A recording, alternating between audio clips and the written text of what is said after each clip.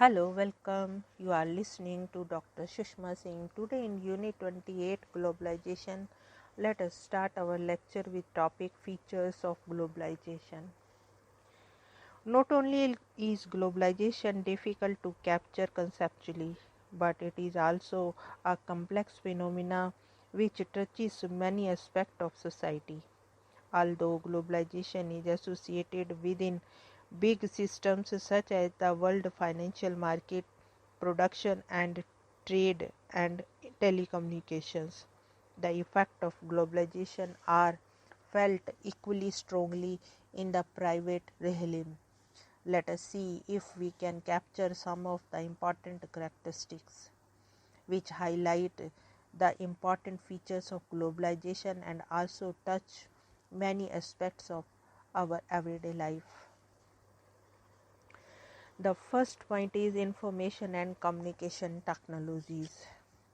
The use of satellite, internet, telephone, computer networking, television, known as information and communication technology (ITC), have revolutionized the way the world communicates. The traditional cable earlier on could carry less than 100 voices, but by 1997 a transoceanic cable is capable of carrying some 600,000 voices path. Communication satellites are expanding too.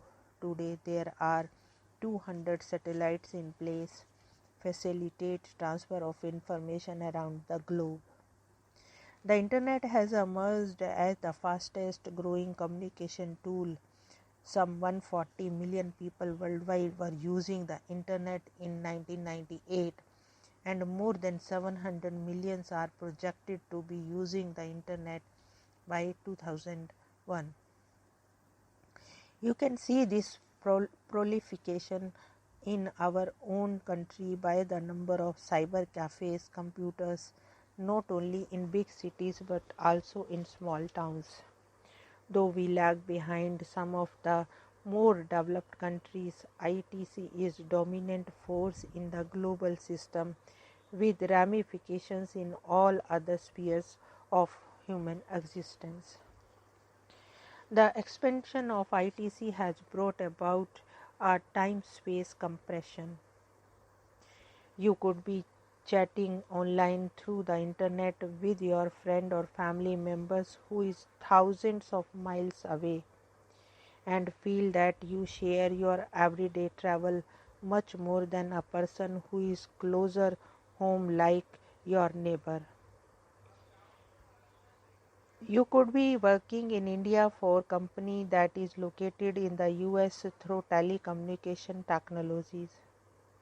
Although IT industry has existed in India since 1980s, it is only after the new telecom policy of 1999, which introduced private players, that communications has been on the rise. The reduced rates in the international calling and outsourcing by big corporations has made India one of the leading to business process outsourcing (BPO), which resulted in calling centers and data processing centers. Apart from this, we can see that world is ever more connected by the fact that world events, entertainments, issues are beamed to you in your living room through TV. Though we do not participate in it directly, one becomes a part from global community of audience and participants. According to Anthony Giddens, this shift to global outlook has two dimensions. First, as a global community, people increasingly perceive that social responsibility does not stop at national borders. One can see this global participation in the case of recent disasters such as the tsunami which hit India, Sri Lanka and Indonesia. People express their responsibility and concern through voluntary work, donation, relief work, etc. This can also be seen in people's participation, however virtual, on campaigns which concern larger human issue, be it human rights or ecology and environmental concerns or potential issues. Secondly, people are forging their identities through communication network across boundaries. Many scholars have pointed out this transnational identity forging, whether it is among the Hindus spread across the globe or pan-Islamization. Now the next point is globalization of trade and finance. An important feature of globalization is the increasing trade flows between countries. There are many dimensions to the globalization of trade and finance: breaking down of national barriers of trade, rise of multinational companies, and the rise of international financial agencies and regulatory bodies such as WTO. Liberalization for India essentially involved relaxation of restriction on import duties, export restriction, promotion of foreign investment, and permissions for free flow of foreign technology and skills. Along with this, there was considerable loosening of licensing system as well as lifting of reservation on certain products. More importantly, under the dictates of World Bank and IMF, India had to reduce the role of government in many operations. Changes included cutting down subsidies for farming, cutting down financial deficits, disinvestment equities in public sector companies, reducing expenditure on social sector, and facilitation of foreign direct investment or FDI. Through all these measures, India joined the global economy. Another aspect of growing trade flow in globalized world is the increasing role of trade regulating bodies such as WTO, World Trade Organization. Now let us move to the next point: migration, multiculturalism, and ethnic identities. People have always migrated since centuries. People migrate due to several reasons: for economic reasons, to escape persecution, for personal or sentimental reasons. Migration in the global age has increased exponentially. The current pace of global movement of people is compelled by all these reasons but is mainly economic. If we look around in our own country, we find that it is not so rare anymore to find that there is some member of the family or the other who has moved for a better life. Countries like USA, Australia, Canada, and New Zealand have actively been encouraging immigration. Immigration policies of some of the countries where there is huge Indian population seems to affect the economic status of the country and the people directly connected with migrant population. This can be witnessed in the recent deportation of Indian workers in the Gulf or anxiety over the scaling down of H-1B visas, which are the visas that Indian technocrats go to the US on. There are varying perspectives on immigration in the globalization era.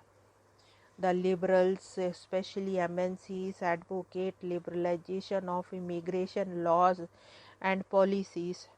They believe that it encourages global prosperity and true completion. The protectionists who oppose them think that corporations are motivated by profit interest, wherein they exploit cheap labor. Then there are xenophones who fear foreigners and use various arguments to thwart to liberal and immigration policy.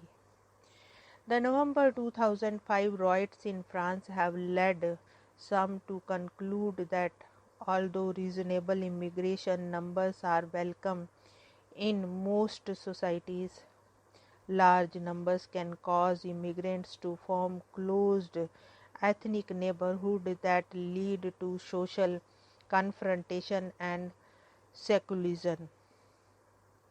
Most European countries have not yet limited immigration, and immigrants range between 7% to 20% of the population.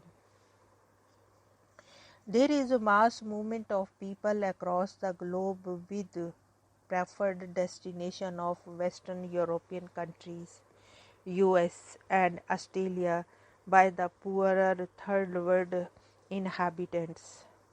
This has significantly changed the composition of the host society, and often immigration is a controversial issue for some of these countries. There is a fear that cheaper workforce which is willing to work for less than the prescribed wages is replacing the locals, which they claim makes them unemployed and cuts down the standard of living, etc. The other fear is of a cultural nature. It is heard most strongly in some homogeneous old world nations where citizenship was long tied to a person having deep historical roots in the country. Western European nations, Japan and other countries have long been deeply concerned about their national culture being subsumed. This concern can be especially high when the immigrants are of a differing race or religion than the majority. Despite these fears and incidents of expression of such fear at the official level and at the ideological level, countries such as Canada, UK, France have tried to adopt multicultural policies. In terms of what it constitutes in terms of government policies or approaches in dealing with immigrants, the approaches can be viewed in the next section. Here we want to close this lecture. Thanks for listening.